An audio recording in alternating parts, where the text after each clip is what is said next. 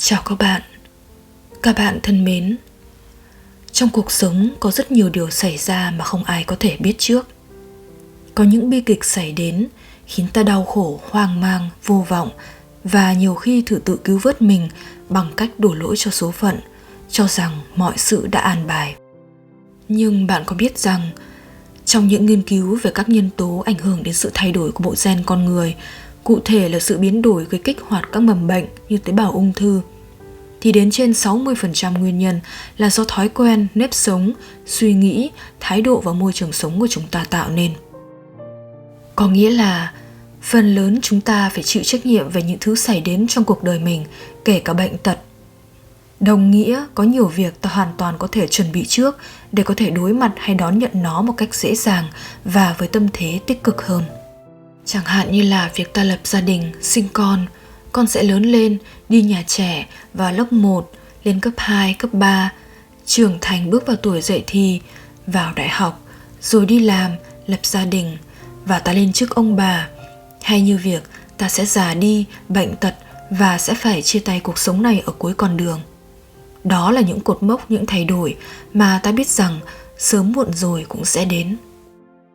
Vậy thay vì mặc kệ cho nó đến và càn quét, thì sẽ không tốt hơn sao nếu như ta trang bị cho mình một vốn kiến thức, tìm hiểu về nó hay học nó từ những người có kinh nghiệm hơn. Khi tôi để ý thấy rằng rất nhiều phụ huynh hay những người xung quanh nhắc đến tuổi dậy thì với một nỗi lo sợ, tôi đã tự nhủ rằng điều đó sẽ không xảy ra với mình. Con tôi sẽ không phải bước vào tuổi dậy thì với một tâm thế cứ như thể là nó phải đi vào một đoạn đường u ám của cuộc đời. Tôi sẽ phải làm một điều gì đó thật cụ thể để gia đình được chuẩn bị cho sự thay đổi quan trọng này với tâm thế tích cực, chào đón và thưởng thức nhất. Và vì thế dự án ByKids đã ra đời. Đó là một dự án đồng hành cùng con bước vào tuổi mới lớn mà tôi đã làm từ nhiều năm trước. Dự án này tôi cũng đã có dịp chia sẻ nó với mọi người. Bởi tuổi dậy thì là một giai đoạn mà trẻ sẽ phải đối mặt với rất nhiều sự thay đổi ở bản thân về mặt tâm sinh lý, với áp lực phải tự lập hơn, muốn tự lập hơn, muốn khẳng định mình, muốn được lắng nghe, được tôn trọng, muốn biết mình là ai, vân vân.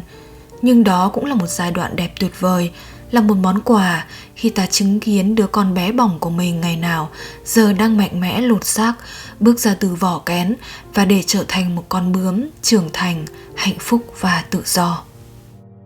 Một thử thách, một sự kiện lớn lao như thế luôn xứng đáng với sự chuẩn bị chu đáo và sự chào đón nồng nhiệt của cả gia đình cũng như thế giới xung quanh. Rõ ràng là nhiều người trong chúng ta đã dành cả năm trời để chuẩn bị cho tiệc cưới của chính mình với sự tham gia giúp sức của gia đình, bạn bè và rất nhiều người.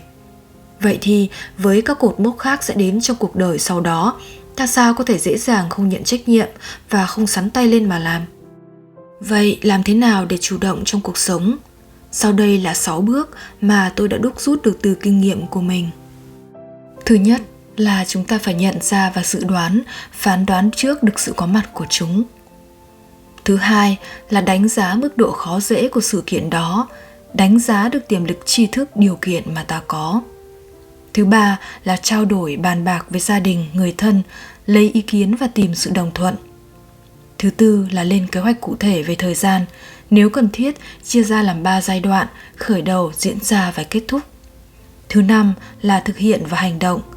Và thứ 6 là liên hoan ăn mừng sau khi đã vượt qua một sự kiện, một dấu mốc quan trọng. Việc rút kinh nghiệm có thể làm nếu cần thiết trong cả quá trình.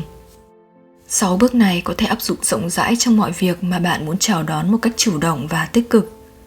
Có thể tùy từng việc lớn bé mà mỗi bước sẽ dài ngắn, nhanh chậm khác nhau. Khi có thể vận dụng nó thành thạo và sáng tạo, coi như là ta đã có thêm một công cụ để tự chủ hơn trong cuộc sống này. Tháng 12 thực sự là thời điểm thích hợp để nhìn lại và tổng kết một năm đã đi qua, cũng là dịp tuyệt vời để lên kế hoạch cho những sự kiện sẽ đến trong năm tới.